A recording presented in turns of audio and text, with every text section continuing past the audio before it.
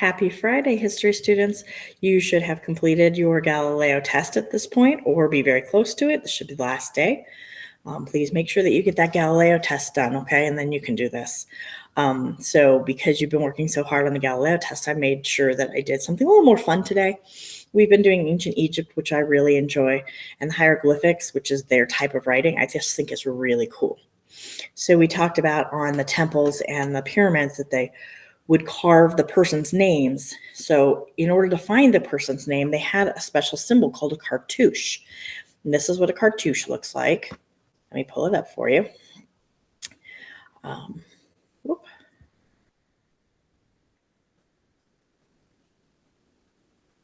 Okay.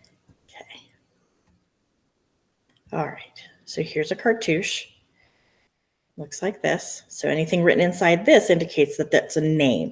And it's always the name of somebody important or who's buried there, or those kinds of things. So that's a cartouche. Remember, hieroglyphics look like this. I've included this in your lesson today. So it gives you the symbol. Remember, these are vowel and consonant sounds, not the letter. So if I have, like in my name, Jackson, I have CK.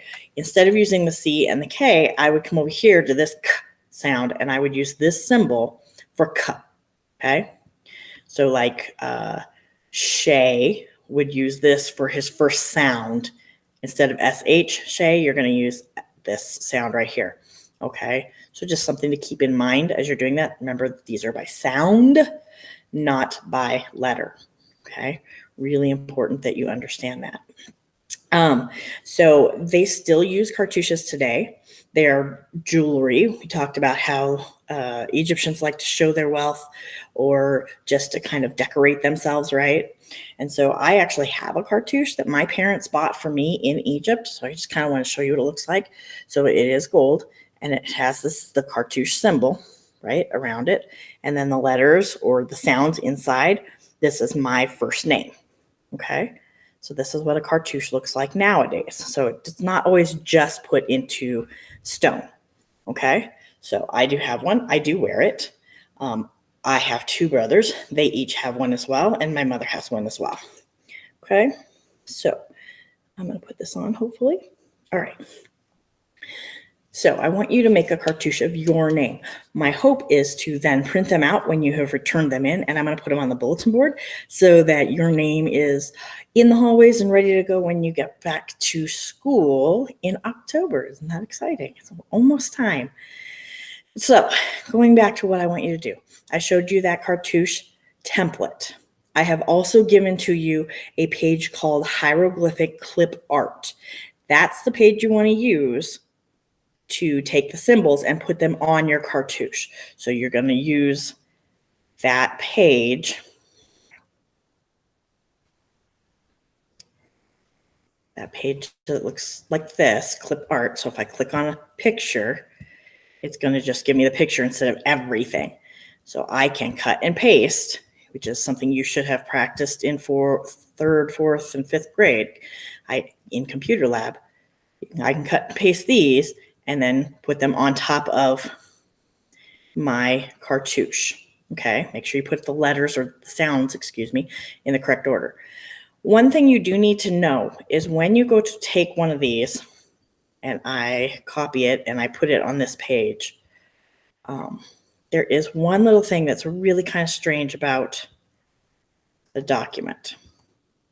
When you go to do this, you need to click on the picture and see how small that picture is. You obviously want that much bigger, but you need to click on the picture. Okay. And you need to,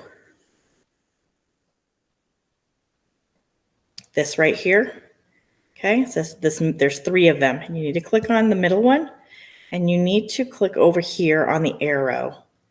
You need to click down and put fixed position on page. All right, because that will allow you to put it on top of the cartouche. Otherwise, it's going to be underneath, it's going to be off to the side, it's going to be wherever it wants to be. So it's really, really important, again, that when you click on the picture, you click the center one, you come over here and click on the arrow and put fixed position on page.